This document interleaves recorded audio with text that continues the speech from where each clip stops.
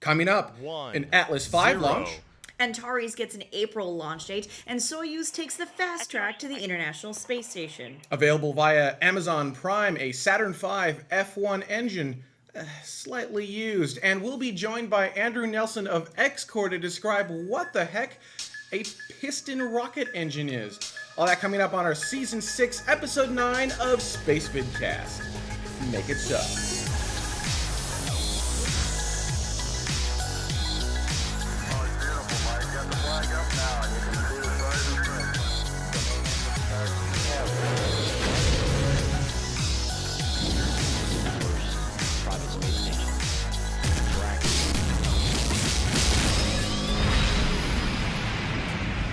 And welcome to the live show for Saturday, March 30th, 2013. My name is Benjamin Higginbotham. With me, as always, the beautiful, lovely, wonderful, and talented Carrie Ann Higginbotham will be your hosts for this live episode. Let's go ahead and get straight started with some space news. First up, we've got an Atlas V in a 401 launch configuration, bringing up a space-based infrared system, Cerberus, and we've got some launch coverage here. Take a quick peek. T-minus 10, 9, 8, 7, 6, 5, 4, 3. We have ignition 2, 1, 0. We have liftoff of the United Launch Alliance Atlas V rocket carrying the second space-based infrared systems mission for the United States Air Force.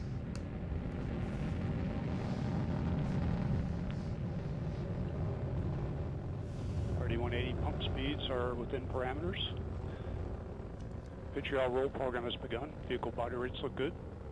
You are hearing the voice of Marty Malinowski providing launch vehicle ascent data. Let's listen in for mission progress. RD-180 continues to operate well. Pump speeds are good. Ejector pressures are within parameters. On is complete. I think that's a beautiful shot. Now check this out. Watch Jay's And we have BECO. Engine shutdown looks good. Watch, this is epic. We have retros and stage separation. That is We have beautiful. fuel unlocks pre-start. GN2 purge firing and the RCS is underway. That's the kind of shot that every We vehicle have should ignition have. and Yeah, full thrust yeah. on Arrow 10. Now watch this, watch this. For the payload for jettison momentarily. Watch for the... And we have indication of jettison, and video confirms we have a good separation. Here come the fairings. This is ridiculous. Boom! Look at that. It's amazing. I love that. It's just beautiful. We let that roll for a while just because it's so absolutely beautiful. This launched March 19th, and basically it's going to be early surveillance for missile warning systems, the Cerberus system. This is GO2. There are a couple of satellites that are geosynchronous orbit, a couple that are in higher orbit. They all kind of communicate with each other and say infrared warning-based system. So there you go. That happened a couple weeks ago. Very, very cool. And coming up, we've got Orbital's Antares rocket, which I always apparently mispronounce, is finally going to be setting off in April. Mid-April is the launch date, which is super awesome. April 16th. There we go. It's been dubbed the A1 mission, and it's been tasked with a 300-second validation mission to loft the Cygnus mass simulator payload to a target orbit of 250 kilometers by 350 kilometers with an inclination of 51.6 degrees. And you know darn well if I wasn't reading that, I would not be able to memorize it. So basically, the Antares rocket is, much like SpaceX had won the Crew Orbital Transportation Services contract. Cargo Orbital Transportation Services contract. So did Orbital Technologies, and this is their vehicle for that. So this is the rocket and the spacecraft that will be delivering cargo to the International Space Station. So NASA now has two different providers here in the U.S. that are able to launch a vehicle and cargo to the ISS. And that's what we're looking at right here. And it also, I think, the exciting part to me at least, is that it proves that SpaceX isn't a fluke. Yeah, well, that, and it's got to take a lot of pressure off of SpaceX, because when you're the only game in town, it's kind of cool because you're the king of the hill to a certain extent. But at the same time, like, then you have to perform every single time. I'm not sure they're really the only game in time, because there is United Launch Alliance still, right? So NASA could still buy a Atlas V or a Delta IV rocket if they needed it. But how they would get payload up there is a little bit, because they can get the rocket, they're just missing the cargo delivery platform. Right. Yep, absolutely. So this is just nice. So a little bit of pressure off of everyone, and then at the same time letting somebody else sort of take the spotlight for a little while. Speaking of taking the spotlight, Jeff Bezos of Amazon fame has shown some lights deep in the ocean. And what did he find? Oh, A, some beautiful imagery, but B, a old school Saturn V F1 rocket engine. Check out some of this footage. This is actual footage from them lifting and hoisting the Saturn V pressure chamber. The chamber, the F1 chamber, up to the surface, and they've actually believed they're going to be able to recover enough of the F1 engine to reconstruct essentially 2 of them. Wow. Right, now keep in mind, the reason these are at the bottom of the ocean is because when a Saturn V launched on the Apollo moon missions, there were several stages to the rocket. And the first stage would fall away, and that's where these engines were. On the very first stage, the very bottom, the very powerful engines, and they would fall back and go into the ocean. And they've been sitting down there for, well, since the late 60s, early 70s. Right. And isn't this just gorgeous?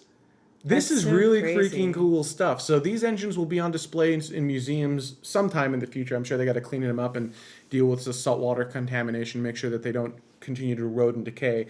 But I'm super excited for this. These are some of the most impressive engines humans have ever built, and it is the only engine that has helped loft humans to the moon.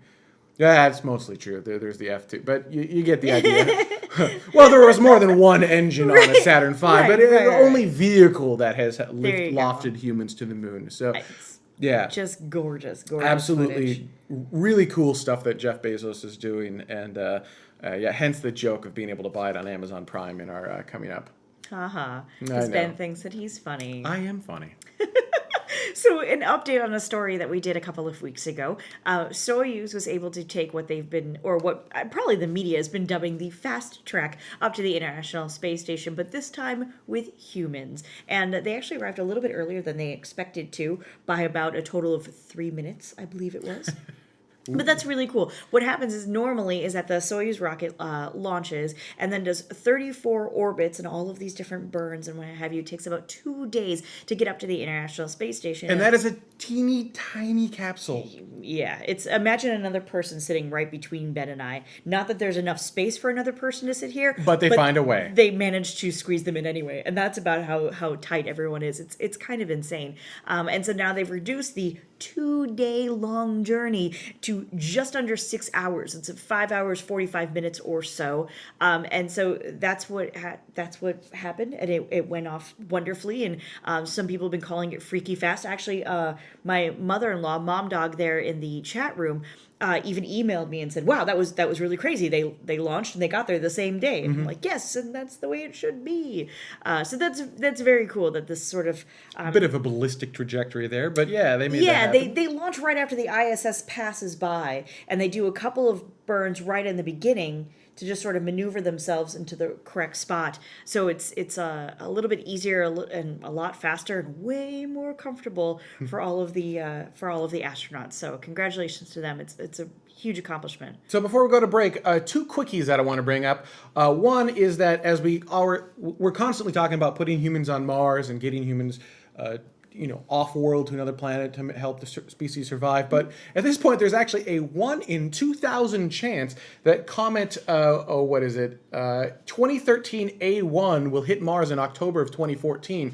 Now, this is a large enough comet that it could actually disrupt the rovers that we've got on the planet still operating.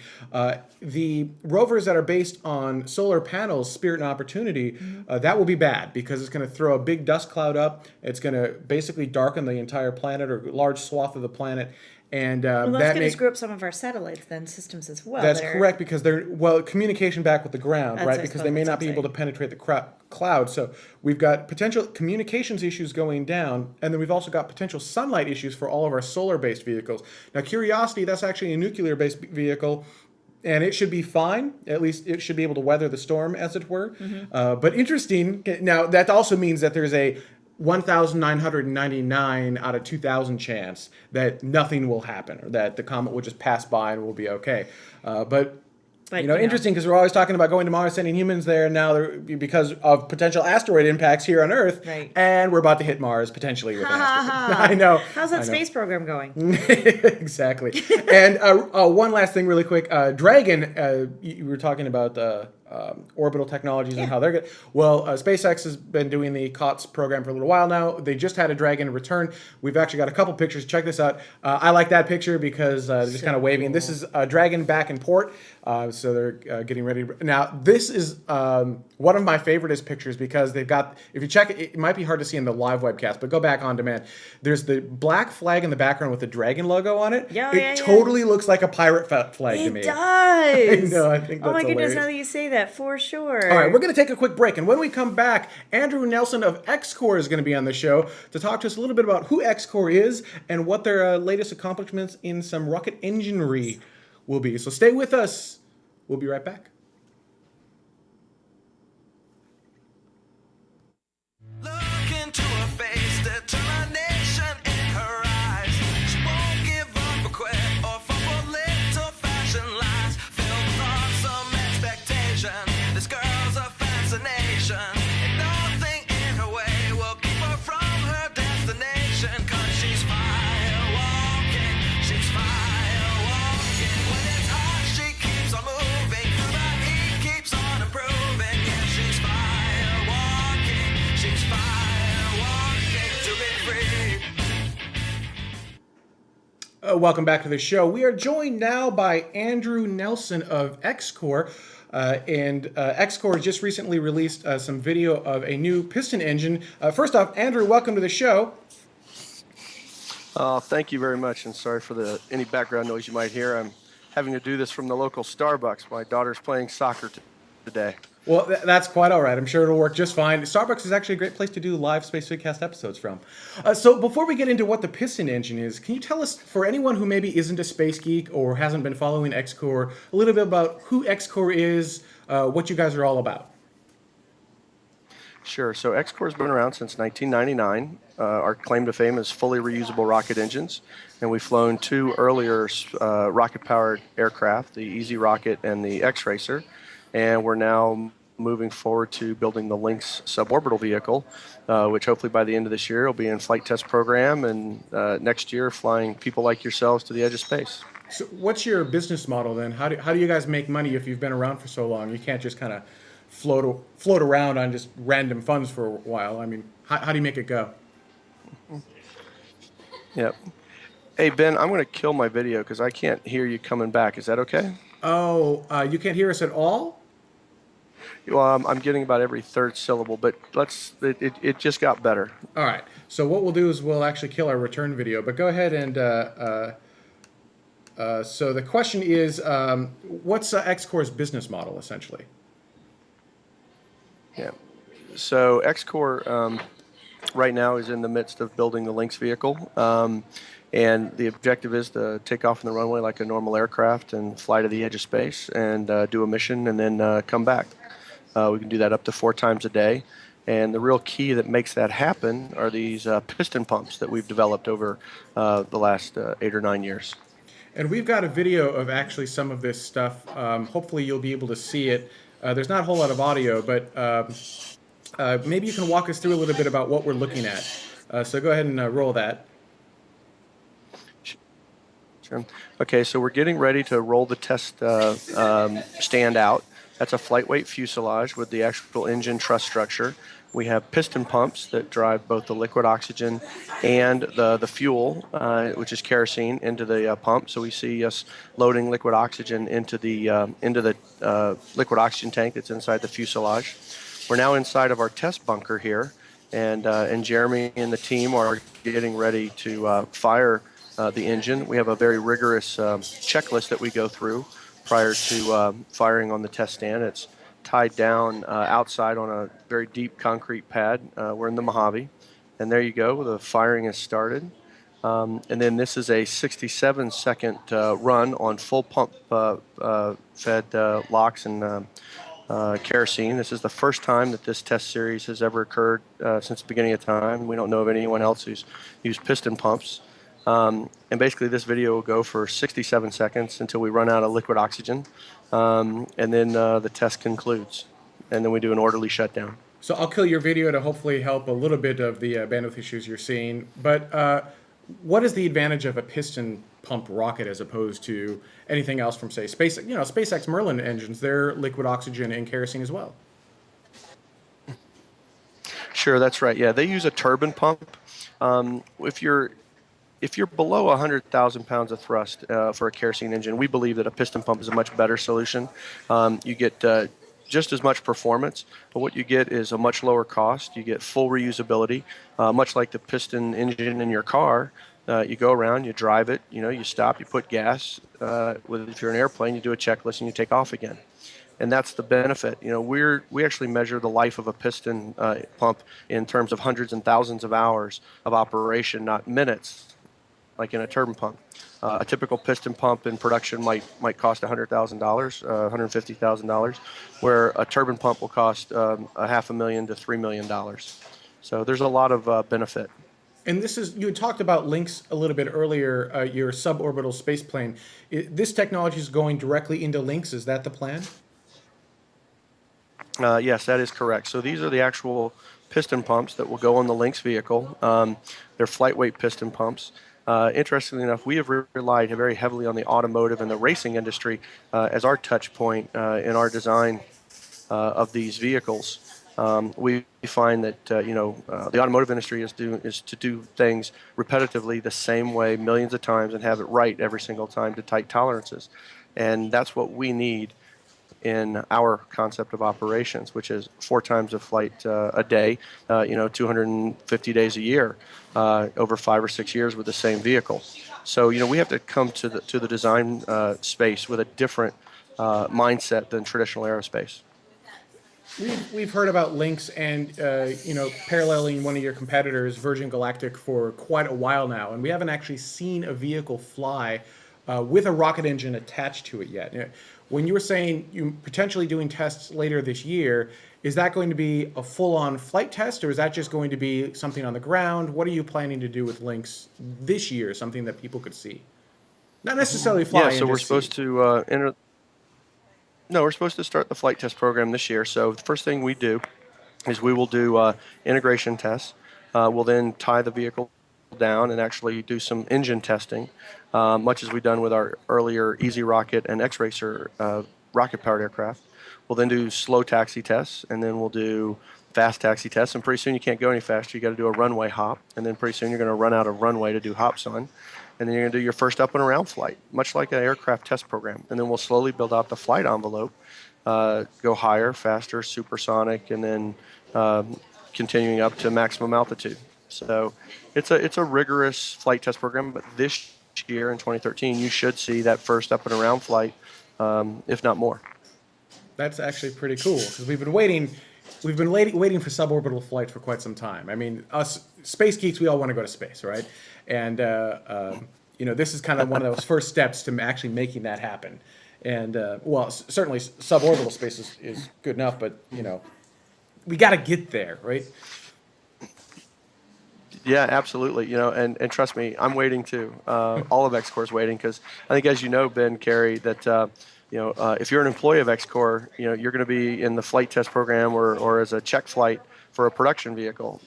If you want to, all of our employees will be allowed to fly in the Lynx, and not required, but if they want to do it, we are gonna get them in there and fly. So let's say I'm not an employee, because I'm not an employee, and I want to take a suborbital flight on a Lynx. How do I go about doing that? Well, once you start flying. So we have a general sales agent, Space Expedition Corporation, who's put in place a set of agents, more than 100 around the world, and they're out there selling tickets today. So you could contact SXC or one of the agents that are on our list, and you can buy a flight. It's $95,000, which is pretty good bargain compared to the other guy. But we think it's a greater experience. You're sitting in the cockpit, and it's a real astronaut, the right stuff sort of thing. We actually have a question from the chat room from Beep Beep Beep. Yes. Asking, how are you progressing on the prototype Lynx airframe? Are you welding metal together yet? What's the airframe look like at this point? Yeah, well, all the metal, almost all the metal that we're going to have in the vehicle is welded together at the moment. The vehicle truss structure and the landing gear, that sort of thing, is metal. But the rest of the vehicle is made out of carbon fiber of some form or another. And we've got the fuselage you just saw rolled out. We had it covered with a tarp. So that's ready. The cockpit should be delivered in the next month or so. The wing strakes, the wings are starting to undergo final design, and then we'll build those. So it's an incremental step, but hopefully, this summer you're going to see something that looks like a Lynx starting to come together on our hangar floor. If you want to see something that looks like a Lynx, we do have a full-scale mock-up. We've shown it at a couple shows. Next one, I think it'll be at the Space Tech Expo in Long Beach in May, and it will be at the Next Generation Suborbital Researchers Conference as well. So if you want to sit in a model of a Lynx that's full scale, you can do that. But the real one is coming together this summer. Of course, our chat room is going a little bit crazy. They're debating all of these different things, and they're also excited. And I think the most pervasive question is, are you hiring? Yes, we do. We actually have a few openings on our website, and we have some other openings that we just haven't got around to posting. But if you have an interest and you have a set of skills, if you've built something that is pretty cool and challenging, and you've flown it yourself or driven it yourself, or gone in water with it yourself, we want to talk to you, because XCOR is all about people who build things. And design them. And if you know SolidWorks and you know how to build something that's pretty robust, you should be sending us your resume, because you never know. We actually just recently hired a fella out of Midland, Texas, who, in addition to his day job, he's actually one of the better drag race builders in West Texas, and he's brought a great set of skills to the table for us. So where do you go from here? Let's say you've built Lynx, you've started doing bunches and bunches of suborbital flights. What's after Lynx for XCOR? Mm-hmm. Yeah, so, after we built the first one or two, we actually have a set of customers who want to fly them themselves in different parts of the world, whether here in the U.S. or overseas. So Space Expedition Corporation, in addition to our GSA, is also a wet lease customer, so they'll be flying out of Curacao.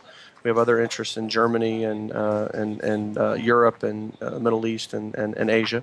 So hopefully in the next 5 or 10 years, we'll have 10, 15, 20 Lynxes flying around the world. But after that, we're already starting to design the fully reusable orbital system, which is based off the similar Lynx concept of operations. In between that step, though, we'll certainly have a satellite launch capability off the back of the Lynx, which we call the Lynx Mark III. And that should be, in the next 2 to 3 years, we should have something like that flying from an East Coast U.S. site, probably Kennedy Space Center. That's actually really cool. It's fun to see people who are actually doing it and making it happen, as opposed to people who are just talking about it. Totally. And I'm excited to see Lynx.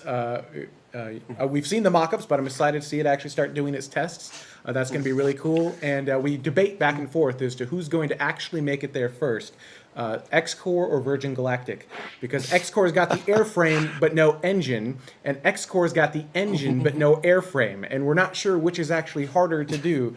So there's a lot of betting going on internally. Yeah.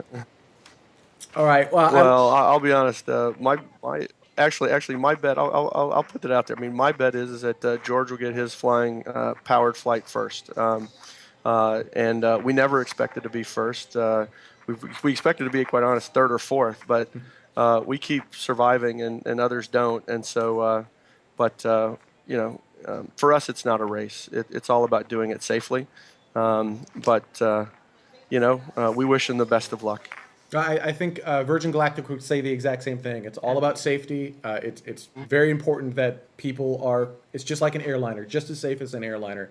You don't want any danger there. It's just kind of fun to internally bet back and forth, see who's going. So we can do that. You can't, but we can. All right, Andrew, I'd like to thank you so much for joining us today, Absolutely. taking time out of your day and talking to us a little bit about XCOR. We're going to take a quick break, and when we come back, viewer comments from last week. So stay with us. We'll be right back.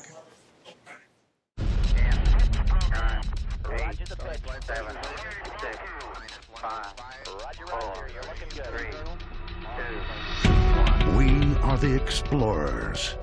We have a need to find what is out there. It is a drive inside each and every one of us. The drive to wonder, to push the boundaries, and to explore. We expanded across our lands, settling new frontiers. We took to the oceans and learned that we could cross treacherous expanses in the pursuit of discovery. And then we took to the skies and flew. But that wasn't enough. We left the planet and redefined what was possible. We flew in space. We walked in space. What once was a melodramatic flight of fantasy became reality. Then, a new generation of spaceships captured hearts and minds for 3 decades and helped build a castle in the sky that is our lasting home in space. We have always looked up. For centuries, we wondered what was on the other side of the sky, and we have begun to answer that question. We have learned that all the exploration humankind has achieved is only a beginning. Right now, men and women are working on the next steps to go farther than we have ever gone before. New vessels will carry us, and new destinations await us. Everything we have ever accomplished leads to this moment in time, where exploration will now take us to the planets and the stars. Our nearest neighbors in the night sky have beckoned us, invited us, dared us to reach for them. We are the explorers. Throughout our history, we have taken both small steps and giant leaps in that pursuit. Our next destination awaits. We don't know what new discoveries lie ahead, but this is the very reason we must go.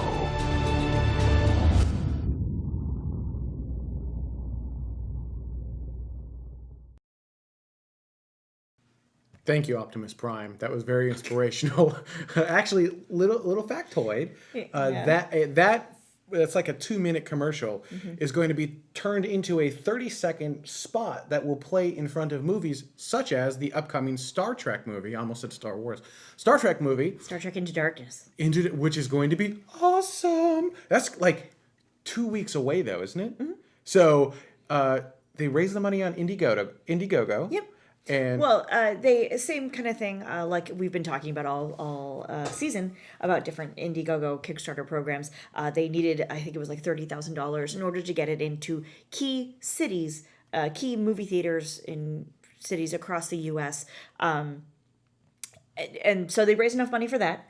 And so now their sort of stretch goal is, I believe it's $93,000. So another $60,000 or so. Particularly, they were just over 30 this morning, like 33,000, 34,000, something along those lines. But they still have like, we've got so many weeks to go still, so let's just keep going.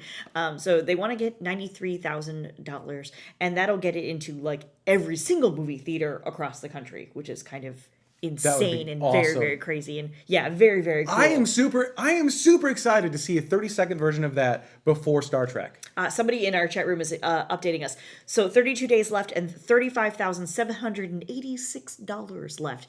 And as we were talking about this at Space Up a little bit as well, where the incentives are just basically cheap plastic little toys for the most part. It's not anything that's super exclusive necessarily. You're really doing it for the love of NASA, space exploration, getting the word out, getting people motivated, getting people excited. I think that's going to be awesome. I mean, and it's the perfect movie to put it in front of, and it's just NASA. I don't want to say NASA can't advertise because NASA just likes to kind of take some verbiage a little too far. But, NASA chooses not to advertise. And so this is a great way to advertise on NASA's behalf. I prefer NASArtize. Yeah. On NASA's behalf on what I think is a fairly inspirational Optimus Prime video. So, all right. On that note, let's talk about viewer comments from the last show. I said last week, and I got scolded in the chat room from 2 weeks ago. The show 2 weeks ago. The last show. This first comment is from Rich Wayne, who says, I have for a long time followed and thought possible ventures that proposed how to send people to Mars or back to the moon or build a giant colonies in space. I've come to realize that this all comes back to one essential common denominator. In order for this to happen, we must reduce launch costs by 1 or 2 orders of magnitude. And there are certainly providers working on this exact thing right now. And I think we are I said this in the last show, we're in an epic time to be alive. There is a ton of change happening right here, right now. The problem is you're not seeing it, because a lot of this is happening behind closed doors. Well, I mean, XCOR is a perfect example, right? Absolutely. Forever and a day, we've been like, what is XCOR doing? What is XCOR doing? What is XCOR doing? And now they're talking about being able to Andrew's like, do- oh yeah, for the last 8 or 9 years, we've been working on this revolutionary piston engine. And we were like, well then, why didn't you just say so? What's the deal, man? Well, you don't want to let it out, right? No, for sure. And aerospace takes a really long time. But know. look at where XCOR is. They're going to start suborbital test flights potentially the end of this year. We'll say 2014, 2015, but that's right around the corner. I mean, that's within. It is. I mean, within Virgin 5 Galactic- years, we could be flying paying customers. Oh, I would like to think well within 5 years. Could be, right? I said could be. It's I all didn't about say they're safety. gonna. But Virgin Galactic, another really good suborbital Yeah. carrier. But look at what SpaceX is doing. We've got Orbital doing some cool stuff, which is forcing the incumbents to think differently as well. Right. So I believe because of this, we're going to actually start to see some cool stuff out of ULA. Also, I don't know for certain, but I think that they're not going to just sit back and let these new players. No. Right? So they're going to do something too. So there is a lot of really awesome stuff happening over the next decade that will, I think, radically change how we view space, much more so than the space shuttle did, in my opinion. So I'm excited, and I think, to your point, that launch costs need to decrease by a factor of 1 or 2. I think that actually will happen over the next decade. I think we will get there. It takes some time. All right, from U5KO. Is anyone else getting sad? I'd like to get to know about possibly vaporware-ish type stuff, which could happen at some point in the undefined future, but I just don't have the morale to watch this week after week. Every once in a while, it's nice to get to know about the stuff that has more than a 50% chance of actually happening, which is one of the... He wrote that comment, and I totally understand, right? We've done show after show of Kickstarter campaigns and things that are pretty far out there. But my favorite part is that you're like, hey, I found this Kickstarter thing. And I'm like, seriously? Another one? How many people are we going to talk to? And you're like, we haven't done Kickstarter every week. No, you're right. We did Indiegogo one week. Seriously, man. So thank you, USKO. Not just somebody who he lives with is saying these sorts of things. So we should title the show something like, this one's for USKO.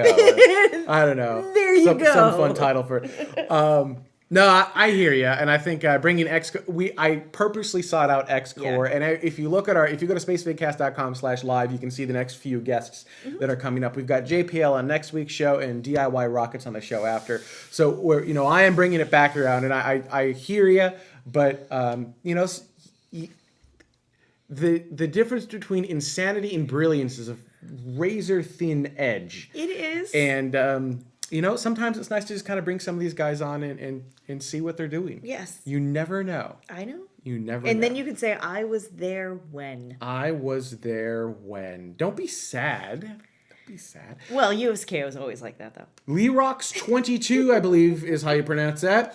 It would be cool if there was a program similar to the Mars Initiative or the Google Lunar X Prize, but for sending a drilling probe to Europa.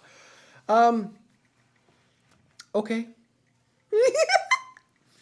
Well, all right. So Google Lunar X Prize. So you pick out these comments, and the only thing you have to say back to it is, okay. It's not like you're the only 5 people who comment on our Craig shows. Ferguson moment. No, That's my Craig Ferguson moment. Come on, on. I'm allowed. No, all right. So my point there is with something like the Google Lunar X Prize, yes, they don't just randomly say, hey, you need to put a rover on the moon because that sounds cool. Right. They look at, let's use the Ansari X Prize. Okay. Out of that has born Virgin Galactic, essentially.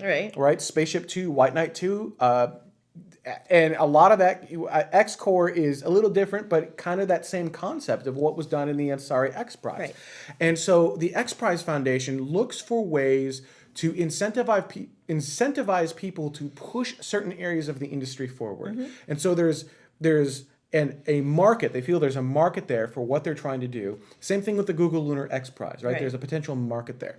Putting drilling on Europa sounds cool. It would be cool. Sounds awesome. But what's the market? Is it asteroid mining? Well, then why not just make it asteroid mining? Why does it need to be Europa? Why does it need to be anything specific? Why not just say, look, the first team to make it to an asteroid and mine part of it wins, whatever it may be. You wins. Yay, you win funds or You're something, a right? winner. Yeah. So I guess that's my point on that. I guess you could make it a very specific destination. Maybe it makes it easier, but I'm not sure what the advantage of that is. So there you go. This comes from RTR7 router VZ. I don't know. I tend to agree with the fact that people don't need money once they're there, and this is in regards to the last show we did where you get a pool of money. Yes. After you make it there. Yes.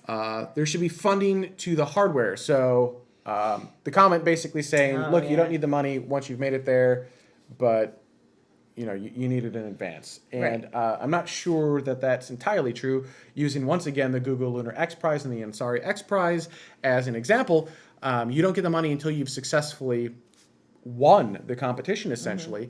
And there were multiple teams competing to send a human into suborbital space, which, prior to that was countries only. This wasn't a small task. Right. And much like Google Lunar X Prize, that is not a small task. Asteroid mining is not a small task, and putting humans on Mars is not a small task.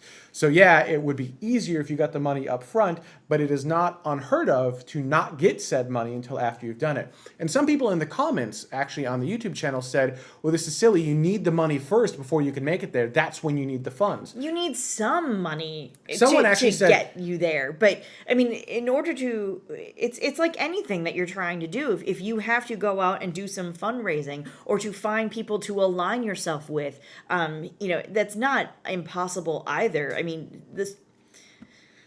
so many words, all of them. I want to use all of them.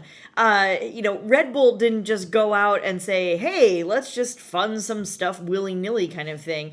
Somebody came to Red Bull and said, hey, we want to do this jump and it's going to be really cool. Let's do this thing together. And this is how it makes sense. And you go out and you find those people to align yourself with, to get funding from, or to get parts from, or to get brilliance from, right? Like sometimes you have engineers that are slightly out of your reach because they're working for one thing or another. And sometimes you can freelance some things. There's all different ways to get around this sort of like, I have no money, boo-hoo, but I want to do something. Boo-hoo. Just do it.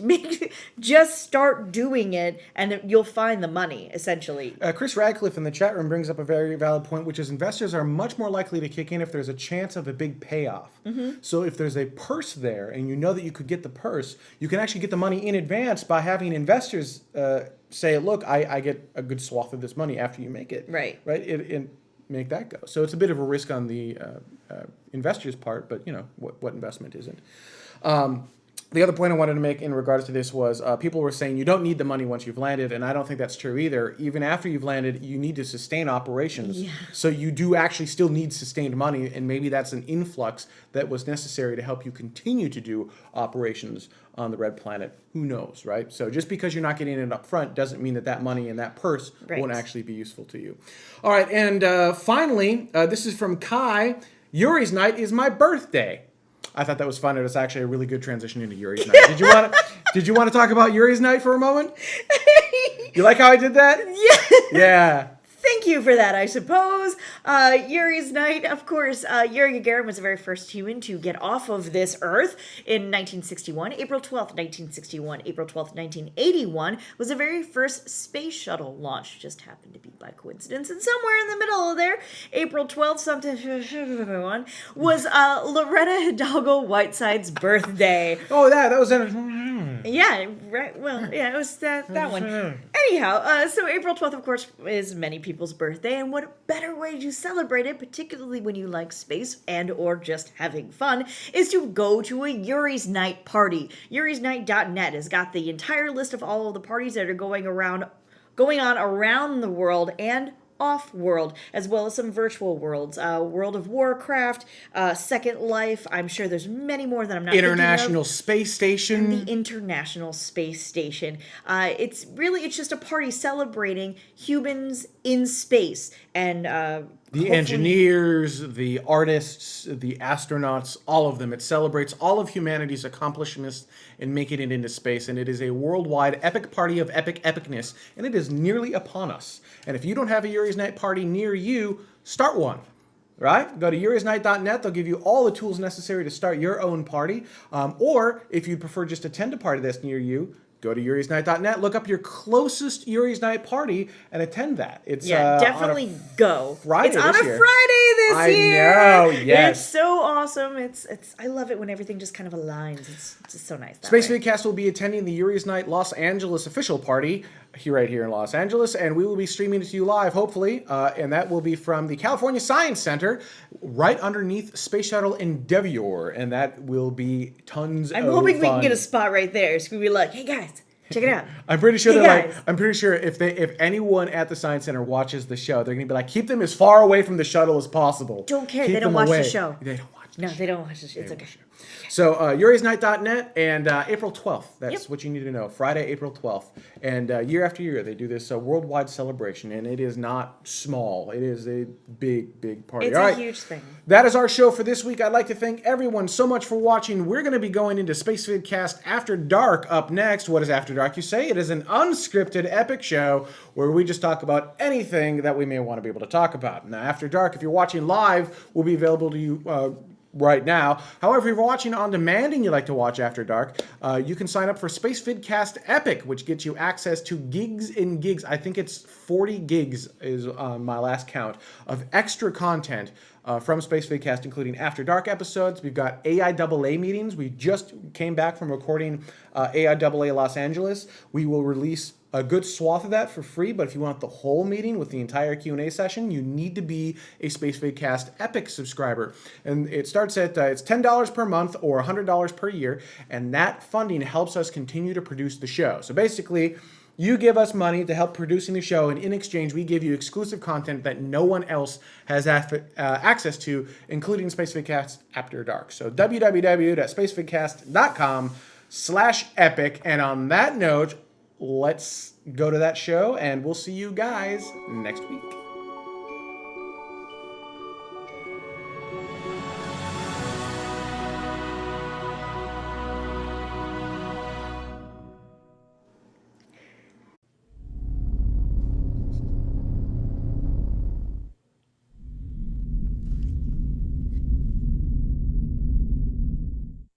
Coming up, an Atlas V launch. Antares gets an April launch date, and Soyuz takes the fast track to the International Space Station. Available via Amazon Prime, a Saturn V F1 engine, slightly used. And we'll be joined by Andrew Nelson of XCOR to describe what the heck a piston rocket engine is. All that coming up on our Season 6, Episode 9 of Spacevidcast. Make it so.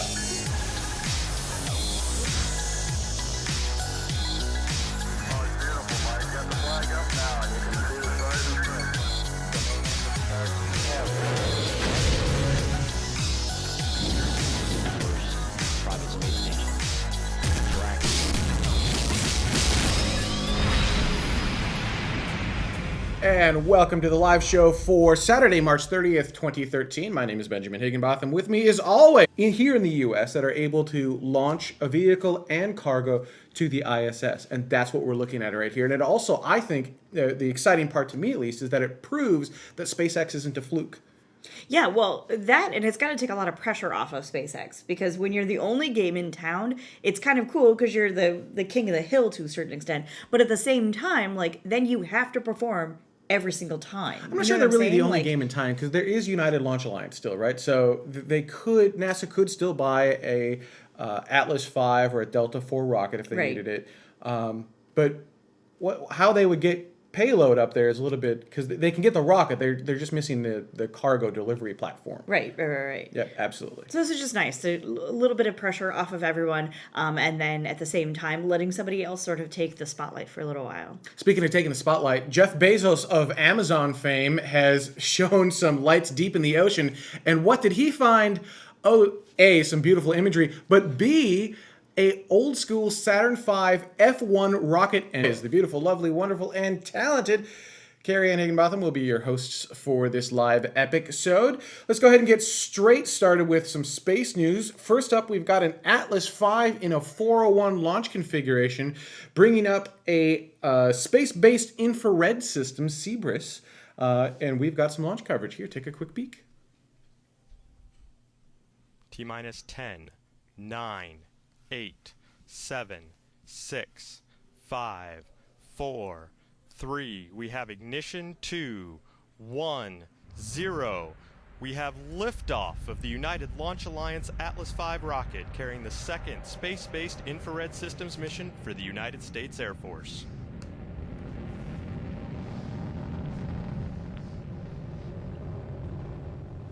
RD 180 pump speeds are within parameters. Pitch yaw roll program has begun. Vehicle body rates look good. You are hearing the voice of Marty Malinowski providing launch vehicle ascent data. Let's listen in for mission progress. RD 180 continues to operate well. Pump speeds are good. Ejector pressures are within parameters. On is complete. I think that's a beautiful shot. Now check this out. Watch Dave's And we shot. have BECO. Engine shutdown looks good. Watch, this is epic. We have retros and stage separation. That is We have beautiful. fuel and LOX pre-start. GN2 purge firing and the RCS is underway. That's the kind of shot that every We vehicle have should ignition have. and Yeah, full thrust yeah. on the RL-10. Now watch this, watch this. For the payload for jettison momentarily. Watch for the, And we have indication of jettison, and video confirms we have a good separation. here come the fairings. This is ridiculous. Boom! Look at that. It's amazing. I love that. It's just beautiful. We let that roll for a while just because it's so absolutely beautiful. This launched March 19th, and basically it's going to be early surveillance for missile warning systems, the Cebris system. It's this is GEO2. There are a couple of satellites that are geosynchronous orbit, a couple that are in higher orbit. They all kind of communicate with each other and say infrared warning-based system. So there you go. That happened a couple weeks ago. Very, very cool. And coming up, we've got Orbital's Antares rocket, which I always apparently mispronounce, is finally going to be setting off in April. Mid-April is the launch date, which is super awesome. April 16th. There we go.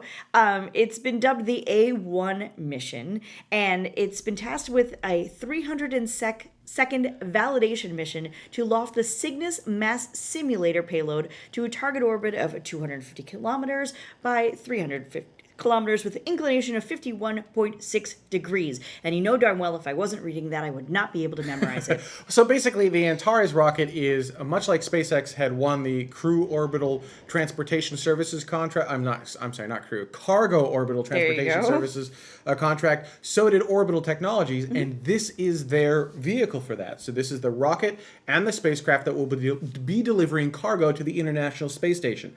So NASA now has two different providers